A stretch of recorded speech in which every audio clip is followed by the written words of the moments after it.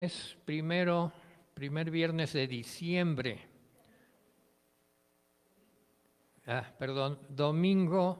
Primer domingo de diciembre del año 2023. Y vamos a orar. Gracias te damos, Señor, porque nos has permitido reunirnos y estar unidos, los que estamos aquí presenciales, igualmente con los que han de escuchar este mensaje por cualquier vía de repetición. Señor, nos gozamos mucho porque tú no nos dejas sin guía, sin dirección, y nos das los temas y los propósitos sobre los cuales tú quieres hacer valer tu consejo para tu pueblo, porque nos amas con amor eterno. Por tanto, has prolongado sobre nosotros tus misericordias. Has prolongado sobre nosotros tus misericordias.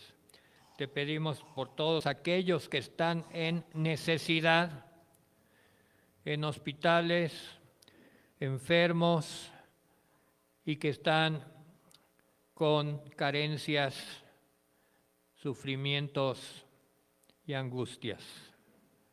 Consuélalos con tu amor, tu dirección y tu apoyo, porque tú nunca nos dejas. En el nombre de Jesús. Amén. El tema tiene este título en Hechos 1:11, dice: ¿por qué estáis mirando al cielo? Ahorita pónganme atención, ¿por qué estáis mirando al cielo? Hechos 1:11, ese es. Y como subtítulo tiene el arrebato. El arrebato.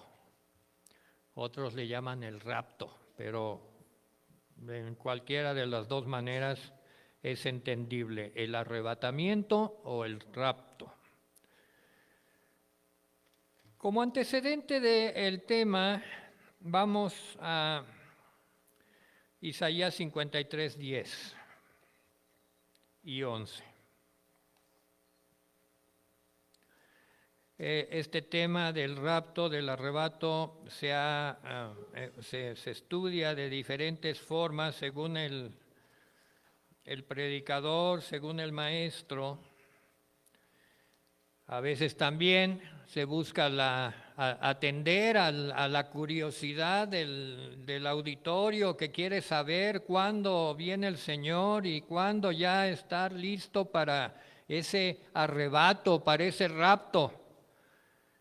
Pero la secuencia de citas y de estudios que vamos a ver en la predicación de hoy, pues está guiada por el hecho de que el Señor quiere que entendamos el contexto, entendamos el corazón de Dios y sus propósitos antes que satisfacer nuestra curiosidad humana. Miren, esta cita de Isaías 53, que es muy conocida, y tiene muchos incisos, y Isaías 53 que habla del siervo sufriente que murió por nosotros, ¿verdad? Una revelación de Dios hacia Isaías, y pues Isaías todo lo anotaba, y por eso lo tenemos ahora nosotros en la Biblia. He ahí la importancia de anotar las cosas. Si no, se hubiera perdido. ¿Cuántas cosas se pierden que es palabra importante de Dios para nuestra vida? Y dice en Isaías 53, 11 y 12, o sea, tiene 10 versículos llenos de sustancia sobre el sacrificio que Cristo hizo. Pero estos son los dos últimos. Dice: verá el fruto de la aflicción de su alma. Es Cristo el Señor que en ese momento está teniendo una aflicción de alma, de su alma, con un propósito. El Señor no fue afligido en su alma de una manera que no tuviera propósito. Estaba librando batallas espirituales muy profundas por el ganar a los que habían de ser ganados en toda la historia. Pero dice aquí como resultado que verá, el Señor Jesucristo verá el fruto de la aflicción de su alma. Y yo te quiero decir ahora que el fruto de la aflicción de su alma somos nosotros, que hemos sido ganados por su sacrificio. Amén. La aflicción de su alma dio un fruto, y ese fruto es tu vida, es mi vida. Y dice que Él lo verá. Ahora, ¿en qué momento lo verá? Ahí está a donde nos va llevando el estudio. Quedará satisfecho. Hay un lugar que es temático, que es fundamental en el aspecto físico de los eventos importantes del ministerio de Jesús en la parte de su batalla final con el enemigo y su triunfo. Y ese lugar es el olivar, el huerto de los olivos, donde se dio el Getsemaní, ¿verdad? La oración que él oró, y sus discípulos lo apoyaron en parte, pero en parte también se durmieron. Entonces, allí el Señor, desde allí, fíjense, el Señor resucitado ascendió al cielo. Así como tuvo un evento en el Getsemaní, en el olivar, en la época de su pasión, todavía en su humanidad, y allí fue aprendido por los soldados y por los siervos del templo y llevado preso, traicionado por Judas. Todo eso se dio en el olivar, en el monte de los olivos. Tiempo después, Él se mostró ya resucitado y hubo una serie de eventos que se llevaron a cabo, revelaciones de Él a sus discípulos.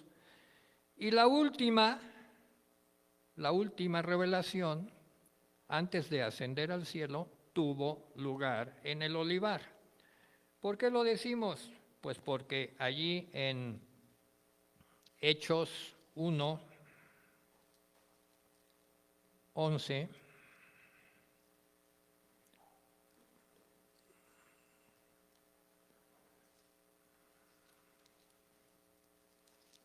dice lo siguiente. Vamos a leer desde el 6. Entonces los que se habían reunido le preguntaron: Señor, ¿restaurarás el reino a Israel en este tiempo? Esa pregunta sigue siendo la pregunta de las preguntas, ¿verdad? Desde entonces. Y él dijo: ¿no os toca a vosotros saber los tiempos o las sazones que el Padre puso en su sola potestad? Pero recibiréis poder cuando haya venido sobre vosotros el Espíritu Santo, y me seréis testigos. Testigos en griego es martureo, mártires. Me seréis testigos o mártires en Jerusalén, en toda Judea, en Samaria y hasta lo último de la tierra. Y habiendo dicho estas cosas, viéndolo ellos, fue alzado y le recibió una nube que le ocultó de sus ojos. Y aquí viene el versículo 10. Y estando ellos con los ojos puestos en el cielo, entre tanto que él se iba, he aquí se pusieron junto a ellos. ¿Quiénes son ellos? Los discípulos. Se pusieron 2 varones con vestiduras blancas, los cuales también les dijeron: varones Galileos, ¿Por qué estáis mirando al cielo? Y se preguntan y se contestan, este mismo Jesús que ha sido tomado de vosotros al cielo, así vendrá, como le habéis visto ir al cielo. Esta es la anunciación de la próxima venida del Señor al Monte de los Olivos. Pero este no es exactamente el rapto o el arrebato, pero sí es parte importante, fundamental de los eventos que tienen que ver con el rapto y el arrebato de la iglesia.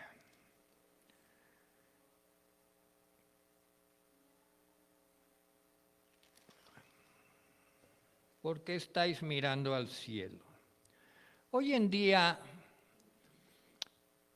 la iglesia y aún los que no profesan la fe cristiana, pero les gusta estar enterados, están mirando al cielo, estamos mirando al cielo. ¿Qué eventos vendrán? ¿Qué es lo que viene para mi vida? ¿Qué es lo que está pasando en el mundo? ¿Quién será el bueno? ¿Quién será el malo? En esta guerra, ¿quién ganará? ¿Cuál es la próxima guerra? ¿Habrá escasez? ¿Habrá falta de alimentos? ¿Habrá esto? ¿Habrá lo otro? ¿Habrá peligro en la colonia donde yo habito, en la ciudad? ¿Habrá un fenómeno meteorológico que nadie había pensado y venga y nos afecte? Habrá. Y sobre esas cosas estamos mirando al cielo y esperando una respuesta del cielo. Nuestras preguntas son, ¿qué será de mi vida? ¿Qué será de mi familia? Cuando mucho, de mi iglesia. Pero ¿qué es lo que quiere el Señor? ¿Por qué estos ángeles se acercaron a los discípulos? Ya no se veía el Señor en las nubes, ya había desaparecido y ellos seguían mirando al cielo, allí se quedaron, como estáticos, como diciendo, ya se fue y ahora ¿qué sigue? Ya no está con nosotros y ahora ¿qué? También estaban esperando una respuesta, así como tú y como yo estamos haciendo preguntas, cada uno en la naturaleza de tus dudas y de tus necesidades. Y estás esperando una respuesta del cielo y estás mirando el cielo. Y llegan los ángeles del Señor y se paran junto a ti, junto a mí, y te dicen, ¿por qué estás mirando el cielo?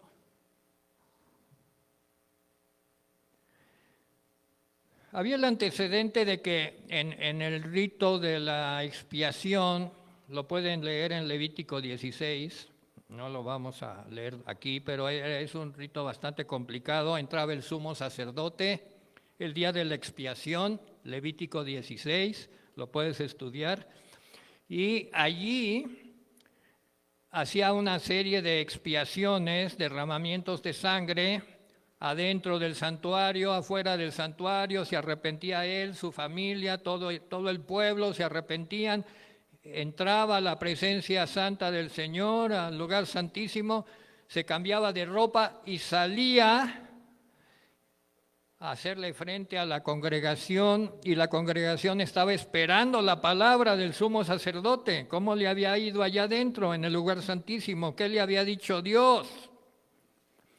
Y lo que el sumo sacerdote decía generalmente es que pues ya los pecados de todo el pueblo estaban perdonados por un año.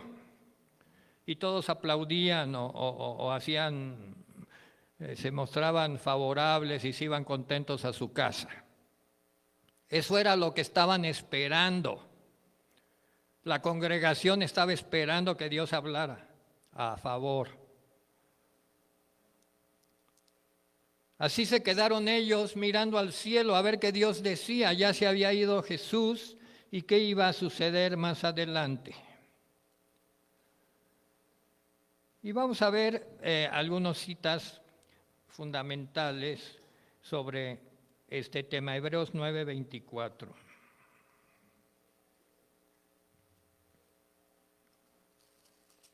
Dice: porque no entró Cristo en el santuario hecho de mano, figura del verdadero, o sea, no como los sacerdotes del antiguo pacto, no, sino en el cielo mismo para presentarse ahora por nosotros ante Dios. Ya no fue un sacerdote del antiguo pacto, de la familia de Leví, ya no. Ahora fue Cristo, y ya no fue en un santuario terrenal, sino en el celestial. Y se presentó ahora por nosotros ante Dios. Hay un Dios Padre que tiene autoridad sobre todas las cosas. Y había que presentarse ante Dios Padre. Y Cristo lo hizo. Y no para ofrecerse muchas veces como en el sumo sacerdote en el lugar santísimo con sangre de víctimas ajenas. De otra manera hubiera sido necesario que Cristo padeciera muchas veces desde el principio del mundo. Pues esa parte religiosa donde en un ritual se proclama la muerte de Cristo cada vez que hay un evento. No, una sola vez y para siempre, por el sacrificio de sí mismo para quitar de en medio el pecado. Eso es fundamental en la doctrina. Cristo solo se presentó una sola vez y para siempre. Y eso no con sangre ajena, sino por el sacrificio de sí mismo, con el propósito de quitar de en medio el pecado. No todos los pecados, no todos los pecados del mundo, ya perdonó a todo el mundo, no, nada más dice el pecado. Su sacrificio tiene poder sobre el pecado.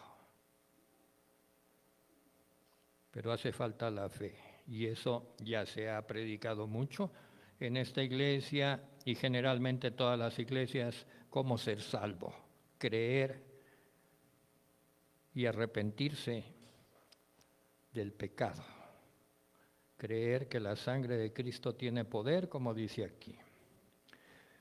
Y dice el versículo 27, y de la manera que está establecido para los hombres que mueran una sola vez, y después de esto el juicio. Ese es otro principio doctrinal.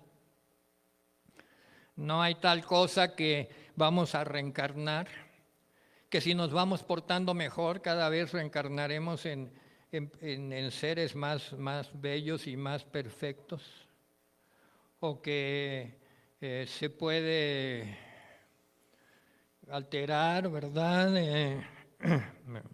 Una sola vez se muere y después de esto el juicio.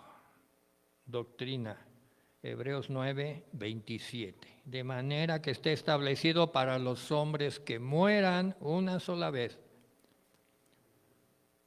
y después de esto el juicio. Por lo tanto, versículo 28, también Cristo fue ofrecido una sola vez para llevar los pecados de muchos, y aquí viene, y aparecerá por segunda vez, muy importante, sin relación con el pecado, para salvar a los que le esperan. Aquí hay cosas importantísimas. La segunda vez que venga Cristo ya no viene a lidiar con el pecado del hombre. Ni le hablen de pecado ya en esa vez, cuando venga el Señor. Él ya viene a otros propósitos,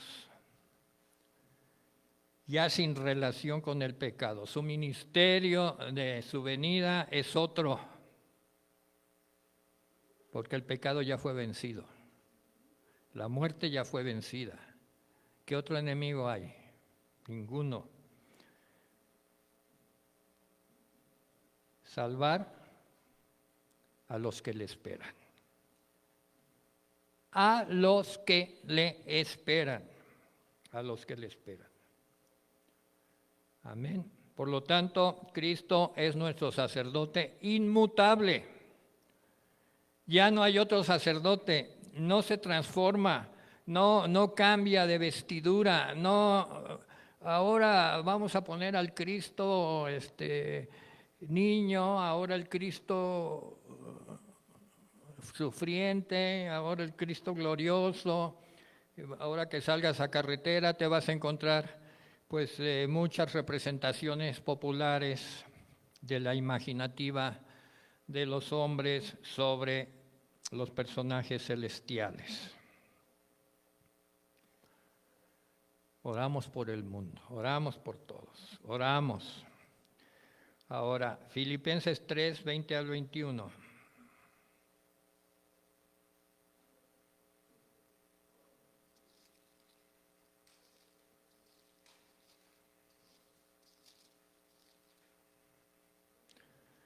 Dice, más nuestra ciudadanía, ¿dónde está? En los cielos.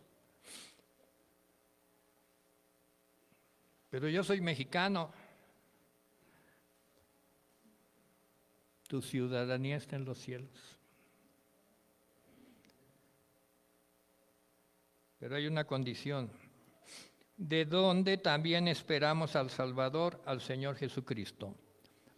Si tú estás esperando al Salvador, al Señor Jesucristo, que ya tuviste un encuentro en el Espíritu con Él, pero ahora en su venida, entonces tu ciudadanía está en los cielos. No es el momento, en ese momento de la venida del Señor por la iglesia, no es el momento de arrepentirse. No es el momento de voy a saldar cuentas, voy a ponerme a cuentas, voy a ir a pedir perdón a los que ofendí, ¿no? Ya no es el momento, ¿verdad? Es como si tú llevas a un niño a registrarlo al registro civil y le dices, pues lo quiero registrar como de tal nación. No, señor, usted viene como mexicano a registrarlo como mexicano y no es el momento de cambiar. Nuestra ciudadanía está en los cielos. ¿Por qué? Porque esperamos al Salvador. Porque lo esperamos al Señor Jesucristo. Y aquí viene el ministerio de Cristo en su venida, no en la primera, pero sí en los eventos de la segunda venida del Señor, el cual transformará el cuerpo de la humillación nuestra para que sea semejante al cuerpo de la gloria suya, por el poder con el cual puede también sujetar a sí mismo todas las cosas. En Mateo, al final de Mateo dijo, he aquí toda potestad me ha sido dada. ¿Qué quiere decir toda potestad? Toda autoridad. Él no usurpó la autoridad. Satanás sí usurpó la autoridad. ¿Cómo usurpó la autoridad Satanás? Convenció al hombre del Adán y a Eva de que comieran el fruto prohibido, haciéndole más caso a Satanás que al Padre, que a Dios, que los aconsejaba en el huerto. Y al hacerle caso a Satanás, le dieron la autoridad a Satanás. A ver, ahí voy. ¿De quién eres tú súbdito? ¿Aquel al que tú le entregas la autoridad sobre ti? Eres súbdito de esa persona. ¿Ah?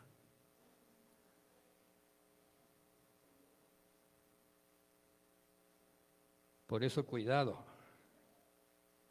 Cuidado bajo quién te pones de autoridad. sobre ti.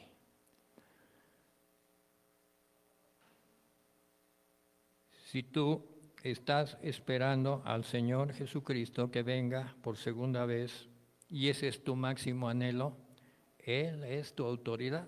Para eso vives, te estás preparando.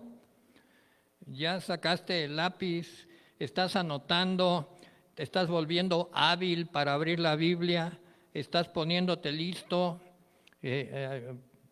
Predicaciones que se han dado aquí sobre esos temas y siguen dándose las predicaciones y el Señor nos va a demandar en función de lo que nos ha otorgado.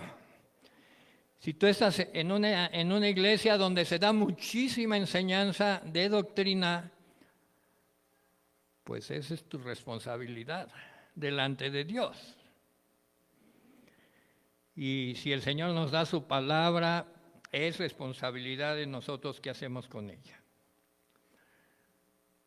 Nuestra ciudadanía está en los cielos. ¿Qué suele esperar las personas, aún las personas religiosas? Y tú les preguntas, oye, pues ¿qué esperas? Y muchos te van a decir esto, pues yo espero que todo el mundo se evangelice. Otro te dirá, pues yo espero que se haga la paz en Jerusalén. Porque bueno, pues según el Salmo, orad por la paz de Jerusalén. Y otro te dirá, pues yo espero que las iglesias, todas las iglesias cristianas estén unidas para la venida del Señor, aquí en la tierra. Nada de eso. Yo espero la armonía del mundo, que finalmente se cree un gobierno que ponga en paz a todos los gobiernos y ya no se estén peleando y en lugar de gastar en guerras, pues se ayuden unos a otros. La armonía del mundo, yo estoy esperando eso, te dirá otra persona.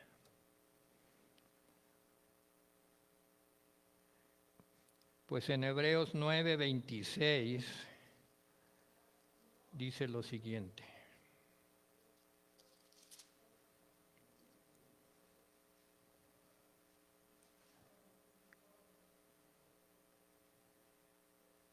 No, ese ya lo leímos. Sí, que nosotros hemos de esperar al Señor que se manifieste. Que se manifieste. Y aquí vienen versículos que nos van a ubicar ya más. 1 Corintios 15:51.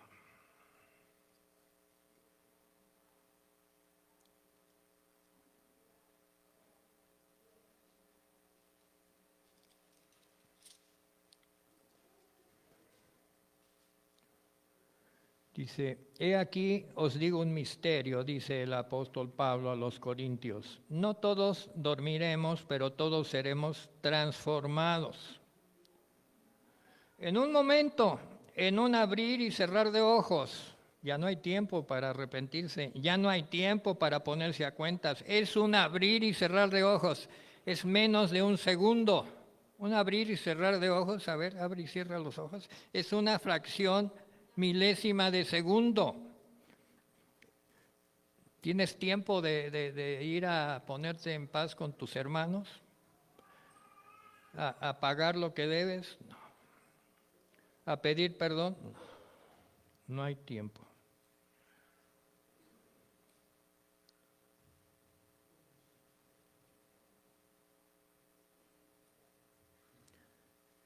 Pero todos, y todos tenemos que analizarlo, todos seremos transformados. En un momento, en un abrir y cerrar de ojos, a la final trompeta, se tocará trompeta y los muertos serán resucitados incorruptibles. Y nosotros, los vivos, seremos transformados. Unos serán resucitados ya incorruptibles, los que fallecieron en las generaciones anteriores, que acrediten a los ojos del que todo lo juzga, ser pues de este pueblo desde el Antiguo Testamento, ¿verdad? Moisés, Elías, los santos del Antiguo Pacto, resucitados ya incorruptibles. Y los que estén vivos o estemos vivos en ese momento, pues transformados en ese momento. Porque es necesario que esto corruptible se vista de incorrupción y esto mortal se vista de inmortalidad. Y cuando esto corruptible se haya vestido de incorrupción y lo mortal vestido de inmortalidad, entonces se cumplirá la palabra que está escrita: sorbida es la muerte en victoria. ¿Dónde está, oh muerte, tu aguijón? ¿Dónde, oh sepulcro, tu victoria? Ya que el aguijón de la muerte es el pecado y el poder del pecado la ley, gracias sean dadas a Dios que nos da la victoria por medio de nuestro Señor Jesucristo. Recomendación final del apóstol a los de Corintios. Así que, hermanos, amados míos, estad firmes y constantes, creciendo en la obra del Señor siempre, sabiendo que vuestro trabajo en el Señor no es en vano. No es en vano. Hay 5 facetas sobre este evento. Un arrebatamiento fuera del mundo, ¿sí? O sea, el Señor nos toma, nos arrebata para sacarnos del mundo. Un arrebatamiento dirigido al cielo, para ir al cielo. También, dice aquí, una transfiguración. Hay ejemplos de esto, la transfiguración de Jesús, cuerpo glorioso.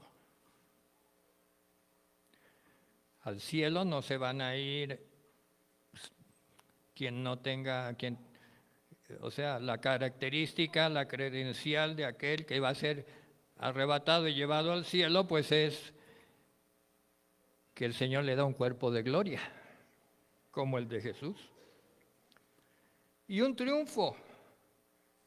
Una declaración de triunfo, lo vamos a ver más adelante, y una entrada al estado de bendición.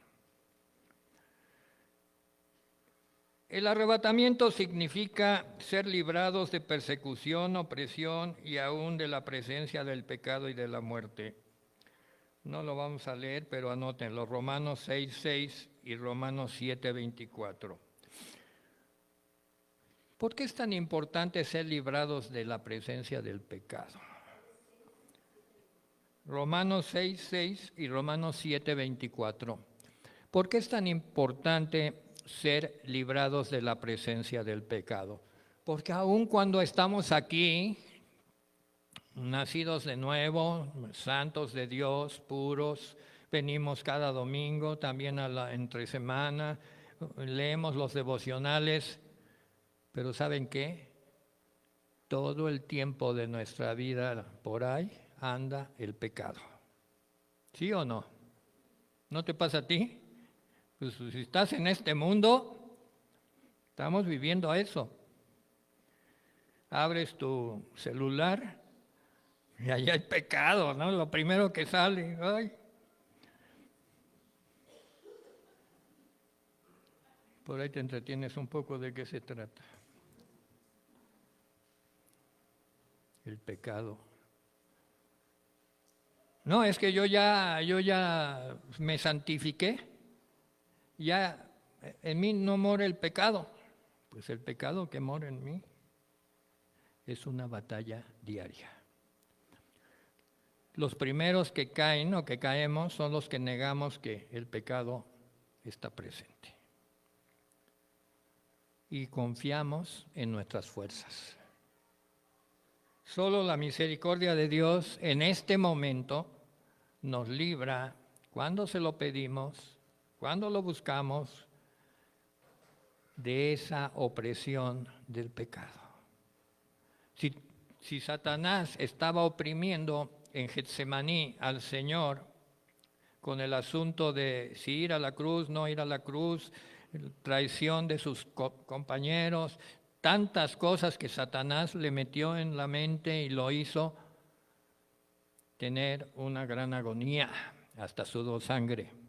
Si eso fue el Señor, pues ¿qué no hará con nosotros el maligno? El pecado está allí a la puerta, pero el que sabe de esto viene al Señor y busca la fuerza en el Señor y sigue adelante con la fe y la confianza de que va a vencer, ¿verdad? Este cuerpo nuevo, este cuerpo glorificado que el Señor te dará, ya no admite la presencia del pecado. Por lo tanto, gemimos dentro de nosotros esperando la adopción, la redención de nuestro cuerpo. Lo dice Romanos 8:23. Consúltalo. Es una operación de la misericordia de Dios. Simplemente evocarla, simplemente sentirla en el espíritu, es una operación de la misericordia de Dios que nos libra de toda tristeza. Ahorita estamos en batallas, en grandes luchas, pero no siempre será así. No siempre será así. Es una operación de la omnipotencia de Dios que nos transformará en la semejanza del Redentor, haciéndonos semejantes a su cuerpo de gloria. Aquí viene algo muy importante. En lo que se refiere al cielo, ¿qué importancia tiene esto? Pues mucha, porque estaremos, yo lo declaro por la fe, estaremos con Él para siempre. Los miembros del cuerpo se unirán con la cabeza, ya de una manera orgánica. Ahora estamos unidos espiritualmente. Pero en ese momento, 1 Tesalonicenses 4:16,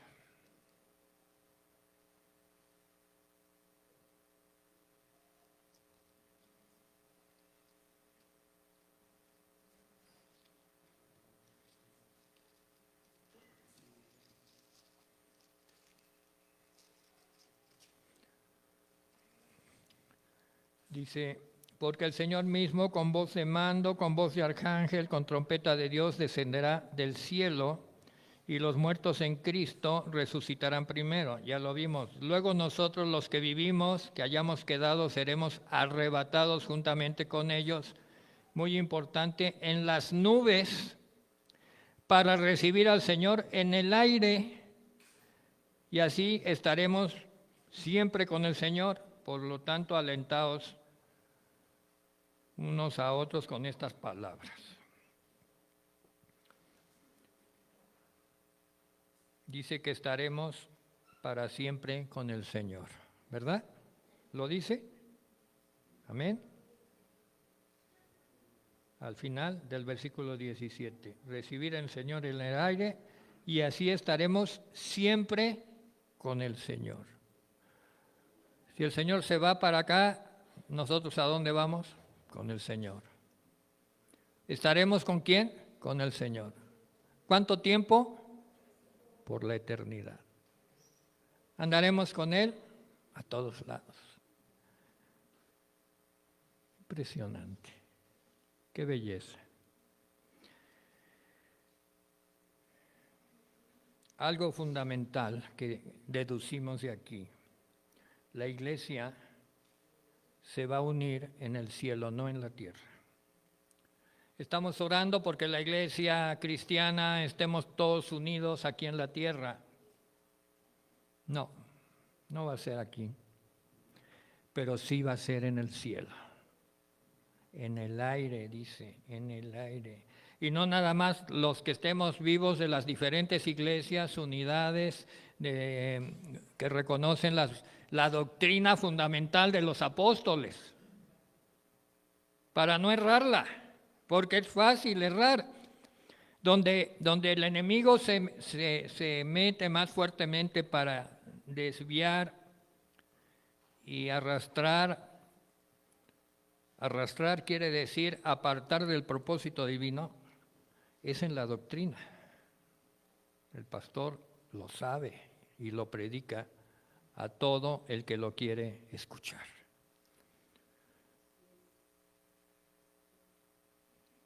La iglesia no va a estar unida en la tierra. En la tierra, pues todos haremos de acuerdo a lo que nos ha sido dado, los dones, los pondremos al servicio del Señor. Y déjenme decirles algo que yo siento cada vez más en mi corazón. Todos decimos gloria a Dios, gracias a Dios, hasta los inconversos. Gracias a Dios que me dio ganar este partido de fútbol. O gracias a Dios que, y allí están unos con un Dios y otros con otro matándose. Su Dios les dice que ellos son los buenos y el Dios de los otros les dice que ellos deben ser los guerreros y están en una guerra. Otros supuestamente tienen el mismo Dios y están en guerra y se han matado por cientos de miles. Y todos gracias a Dios. Qué frase tan hueca. No la digas si no la sientes y si no sabes qué significa. Ay, gracias a Dios hoy tenemos un día soleado. No la digas huecamente. Darle la gloria a Dios es un asunto de fe y de convicción interna. Yo hoy estaba pensando en eso, ¿verdad? Y que digo, bueno, pues los hermanos han de pensar que como pues casi anciano, se para en la madrugada, allá en la Ciudad de México, termina su enseñanza, se toma un café o ni café le da tiempo, agarra el metro, esto y que aparece en Tizayuca, pues ha de ser un superhombre. Pues hay que apreciar al hermano porque pues, un anciano hace todo eso. Si tú tienes la convicción de en quién has creído, harás eso y más. Eso y más. Pero no gracias a ti. Por ti te hubieras quedado allí un domingo en tu casa descansando. Es que Él te movió. Es que Él te cimbró. Es que Él te despertó. Él guardó tu sueño. Él te dio el mensaje. Él te puso las citas. Él te dio la fuerza y el poder para exponerlo. Él. Y todo Él. Tú eres un siervo. Eres alguien que abre la boca y Dios pone las palabras. Ese es un gracias a Dios. Y aquí el hermano no tiene ningún mérito. El Señor lo tomó y lo usó. Isaías, Jeremías, Oseas, Cristo. Dice que en los días de su sangre, en los días que Él tenía un cuerpo terrenal, estando oprimido al punto de muerte, fue oído por el Padre y lo libró gracias a su temor reverente. Clamó en Getsemaní: que pase de mí esta copa, pero no se haga mi voluntad, sino la tuya. Y entonces del cielo vino la fuerza, del cielo vino el impulso para superar todos los eventos que iban todavía a necesitar poder y fuerza. Hasta cargar una cruz que yo creo que pesaba cerca de 100 kilos. Estando en una condición de máxima debilidad. Y hasta el Señor proveyó al ayudante que lo ayudó con la cruz. La iglesia no se va a unir aquí. Aquí cada uno tenemos nuestra tarea. No estés bien, ve a los hermanos, vecinos, con amor, no con competencia. Cada uno tiene su llamado, cada uno tiene su tarea. Cada uno, el Señor está obrando en ellos. Aquí lo que nos manda el Señor no es a juzgarnos, es a amarnos. Y amarnos para que el mundo crea.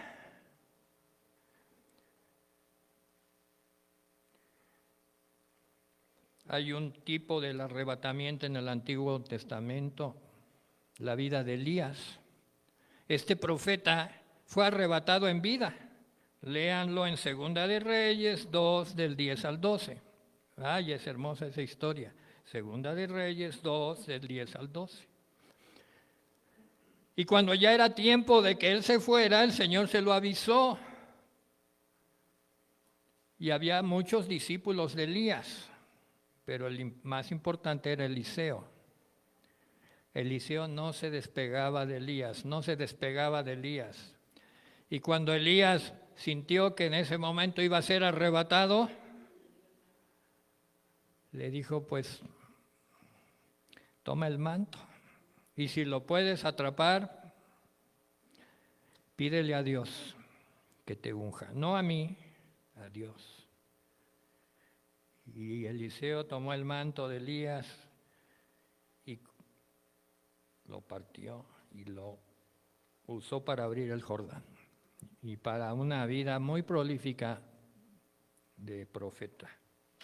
Y Elías se fue arrebatado al cielo. Es de los que no murieron. Ahora viene pues insistiendo la transfiguración. En el aire se ha de producir un maravilloso cambio. La transfiguración, o sea, el recibir un cuerpo glorioso no va a ser en la tierra, va a ser en el aire. Esa transformación del cuerpo de la humillación en un cuerpo glorioso, en un abrir y cerrar de ojos, lo incorruptible, lo corruptible en incorruptible. ¿Y por qué en el aire? Todo tiene una razón. Satanás ha sido el príncipe de la potestad del aire. Lo puedes leer en Efesios 2 y 6:12. El príncipe de la potestad. Potestad quiere decir autoridad. Tiene autoridad, pero ya fue derrotado. Y el hecho de que esta manifestación gloriosa se haga en el aire, quiere decir que Cristo y los suyos hemos triunfado o han triunfado de manera absoluta sobre toda oposición, recuperando los aires para la gloria del Señor. Finalizando, hay la entrada a un estado de bendición y recompensas. Anoten por allí Apocalipsis 22:12 y Primera de Tesalonicenses 5:6. Primero, se requiere una actitud de servicio durante la espera. Muchos decían, pues todavía, ¿qué pasó con el advenimiento del Señor? Han pasado los años y Él no viene. Hay que esperar. ¿Y qué hacemos mientras esperamos? Servir. Servir. Pero servir con una meta. Y la meta es la venida del Señor. Este es el ejemplo de las que están esperando que llegue el esposo. Hay que hacerlo con amor. Había unas que con amor esperaban la llegada del esposo y su comitiva, las vírgenes, con sus lámparas. Y otras con descuido. Se les acabó el aceite y las otras tenían aceite. ¿Qué quería decir eso? Pues que unas realmente amaban lo que iban a hacer y las otras pues lo hacían por otras razones. Rechazar toda frialdad. No hay tal cosa como un amor frío. ¿Has oído esa palabra? Bueno, es que tenemos amor frío. ¿Y qué es eso? Pues no nos lo demostramos, o sea, sabemos que nos queremos, es un amor frío. No hay así demostraciones, no se hace con una calidez, pues no existe delante de Dios el amor frío. Lo reprende el Señor. También habrá coronas, recompensas. Allí sí vamos a 1 de Juan 2:28. Versículo clave para saber de qué se trata esto de las recompensas. ¿Tú quieres recompensa? Yo quiero recompensa, no me digas. ¿Qué recompensa quieres? 1 de Juan 2:28. Lo leemos desde el 26, desde el 25. Esta es la promesa que Él nos hizo, la vida eterna. ¡Wow! Pues ya con eso, ¿verdad? ¿Qué recompensa más que la vida eterna? Versículo 26, os he escrito esto sobre los que os engañan. Quiere decir que mientras más se acerque la venida del Señor, más engaño habrá. Si eso era en la época de Juan, el evangelista, pues 2000 años después, imagínense. Pero aquí viene el versículo clave. Pero la unción, o sea, el Espíritu Santo que vosotros recibisteis de Él, permanece en vosotros. No tenéis necesidad que nadie os enseñe. Así como la unción misma os enseña todas las cosas y es verdadera y no es mentira. Según ella os ha enseñado, permaneced en Él. Aquí está la clave. Permaneced. Permaneced. Coronas, recompensas.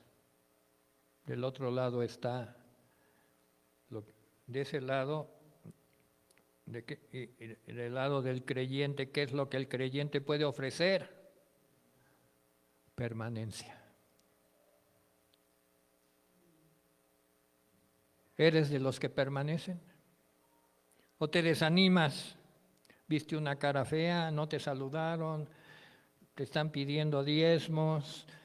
¿No saben tu situación financiera? ¿Por qué te piden? ¿Te están diciendo que alabes al Señor si no vienes de humor? Ya, mejor no. ¿O eres de los que permanecen?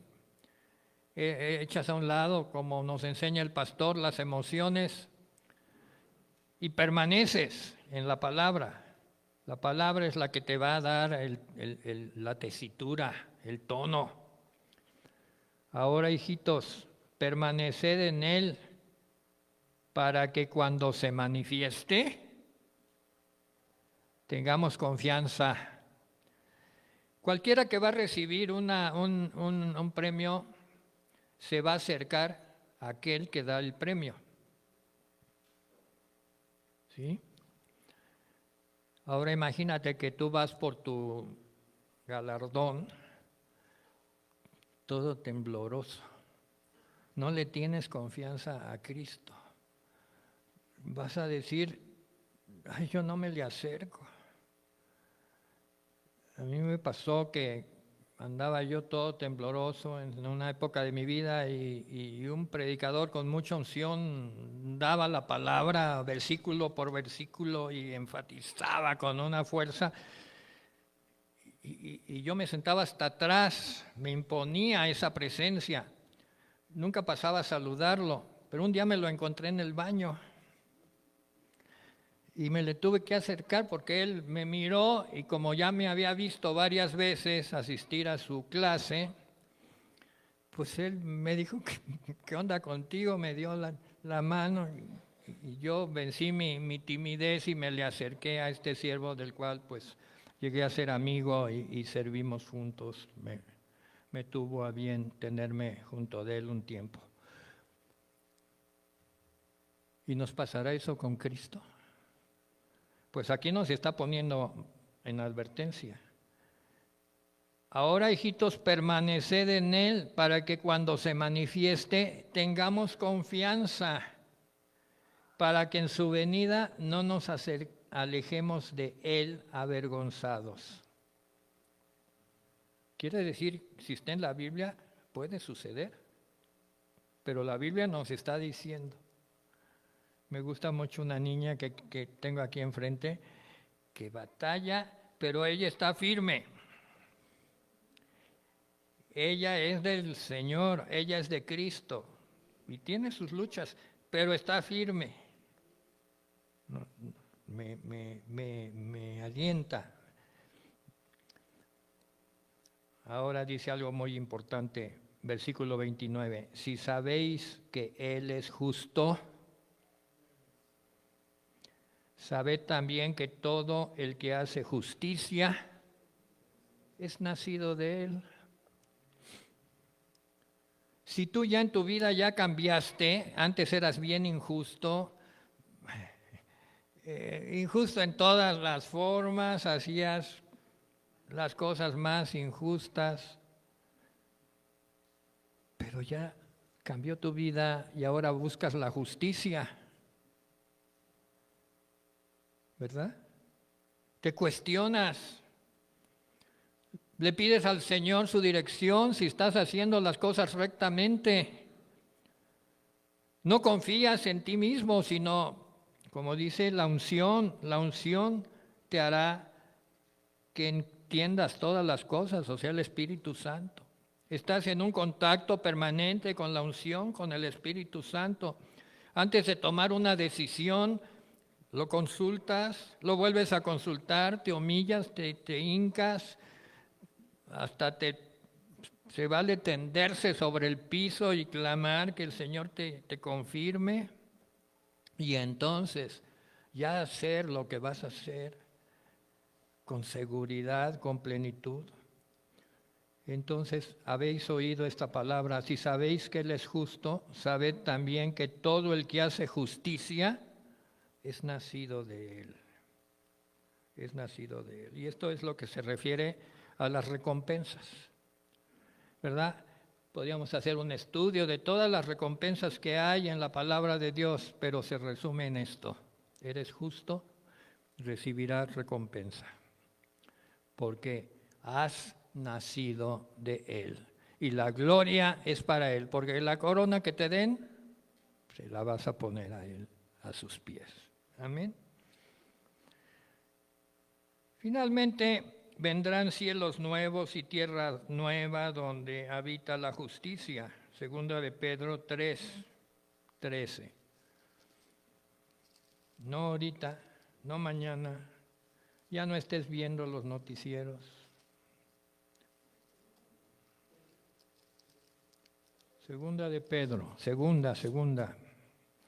Este Pedro, ¿verdad?, que flaqueó, que dejó al Señor, que lo traicionó, que esto, que el otro. Fíjense, todavía Pedro, después de la resurrección del Señor, en lugar de ir a Galilea, donde el Señor le había dicho a esperarlo, se fue a pescar. Se fue a pescar y se llevó a otros discípulos con él a su viejo oficio. Tuvo que ir el Señor allí donde estaba pescando Pedro y decirle: ¿qué pasa contigo, Pedro?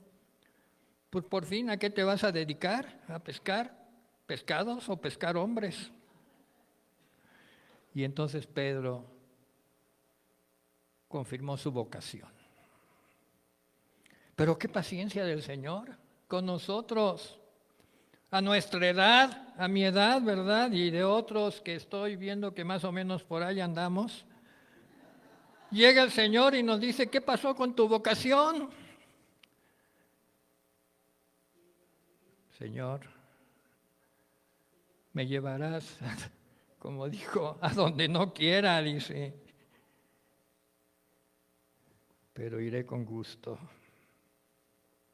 El mismo Pedro dice en el capítulo 1, versículo 14, fíjense, sabiendo que en breve debo abandonar el cuerpo como nuestro Señor Jesucristo me ha declarado. Tal era a esas alturas de su vida, tal era la comunión que tenía con el Señor, que el Señor le dijo, Pedro, muy pronto te vas a venir conmigo. Se lo dijo y lo escribió. Y dice, pues si esto es, pues yo tengo que procurar con diligencia que después de mi partida, vosotros podáis en todo momento tener memoria de estas cosas. Pedro no era bueno para escribir, era un pescador. Quizás Mateo sí, era hombre de letras. Juan puede ser que también había sido educado allá en Jerusalén, Juan. Pero Pedro era de plano un artesano de la pesca. Si veía sus manos, estaban llenas de callos. Pues jalar las redes, yo creo que se le dificultaba sostener pues ya no era pluma, ¿verdad? Sí eran plumas auténticas de ave. Pues se puso a escribir, porque ya el Señor le había dicho pues que ya pronto se iba a ir. ¿Y saben qué quiere uno? Que después de la partida los demás sigan, pero que sigan con más ardor, con más entrega. Y entonces dice en el capítulo 3 de su segunda epístola, o sea, ya lo final, tiene la revelación, solo Pedro tuvo esta revelación, segunda de Pedro 3, del 13, 15 y 18. Pero nosotros, o sea, nos estamos incluyendo, esperamos según sus promesas, cielos nuevos y tierra nueva, en los cuales mora la justicia. O sea que sí va a haber un momento sobre la tierra y abajo del cielo donde more la justicia, lo va a ver. Lo va a ver. Pero no me digas cuándo. O sea, el Señor lo dijo, se lo reveló a Pedro. Por lo cual, oh amados, estando en espera de estas cosas, procurad con diligencia ser hallados por Él. 3 cosas: sin mancha, irreprensibles, en paz. La mancha pues es el pecado, ¿verdad? Irreprensibles pues es que ya te reprendieron tantas veces los pastores y los líderes que ya te dejas corregir, ¿no? Porque la mayor parte de nosotros cuando vamos con un líder es para que nos diga y nos dé la razón de lo que estamos haciendo. Pero cuando nos dice, mira, no es por allí, es por acá, corrige tu rumbo. Ay, no, mejor busco a otro que me diga lo que yo quiero oír. Pues ya cuando todos te dicen y estás de acuerdo, dice, Señor, pues ya corrígeme. Quiero ser irreprensible. Nadie ve sus propios errores, dice la Biblia. Necesitamos del consejo. Irreprensible. Y en paz. En paz quiere decir que has hecho la paz con Dios y con los hombres. Y tener entendido que la paciencia de nuestro Señor es para salvación. Y menciona al amado hermano Pablo, que tiene mucha sabiduría. Aquí Pedro hizo las paces con Pablo, ya las había hecho desde mucho tiempo antes. Y dice, el hermano Pablo es muy sabio. Y acaba diciendo, versículo 18, antes bien creced en la gracia y el conocimiento de nuestro Señor y Salvador Jesucristo. Muchos están creciendo en la magnitud de los eventos emotivos, emocionales dentro de la iglesia. Pero lo que aconseja Pablo y el Espíritu Santo es que crezcamos en la gracia y el conocimiento a través de la palabra y de la revelación del Espíritu Santo de nuestro Señor y Salvador Jesucristo, para quien es la gloria ahora y hasta el día de la eternidad, o sea, siempre, siempre. Si Israel va a ser redimido, sí, dice Romanos 11:2. Vamos a verlo.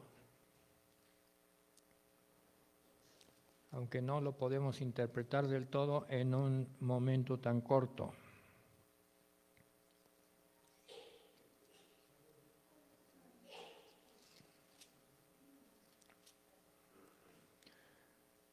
¿No ha desechado Dios a su pueblo, al cual desde antes conoció? ¿O no sabéis qué dice de Elías la Escritura, cómo invoca a Dios contra Israel, diciendo: Señor, a tus profetas han dado muerte y tus altares han derribado y solo yo he quedado y procuran matarme? ¿Y qué dice la divina respuesta? Esto es importante para interpretar lo que está pasando hoy. Me he reservado, aquí en este caso, a 7,000 hombres que no han doblado la rodilla ante Baal. El Señor siempre tiene sus reservados y está en su soberanía. Y el Israel que el Señor está mirando es un Israel y no es quizás el conjunto de lo que estamos viendo nosotros, pero el Señor es infinitamente sabio. Y pues dice que una vez más Dios tendrá misericordia de ellos, pero cuando reconozcan al Mesías. Y habrá el momento en que lo reconozcan y la palabra lo dice. Oremos por Israel, Salmo 122, sabiendo que la paz es producto de la justicia. Porque si oramos por la paz, pues sabemos que la paz, la verdadera paz, solo se da en la justicia. Ahora podemos contestar la pregunta: ¿qué esperas? ¿Qué espero yo? ¿Qué estoy esperando? ¿Qué esperamos? Apocalipsis 22:20.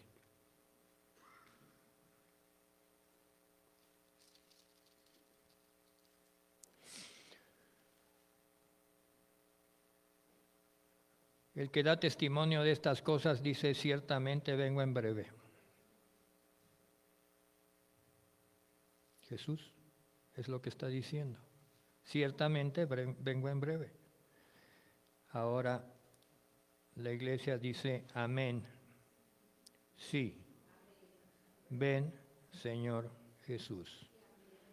Y la gracia de nuestro Señor Jesucristo sea con todos nosotros. Vamos a orar y prepararnos para la cena del Señor. Y la vamos a tomar según Lucas 22:7. Bendito Dios.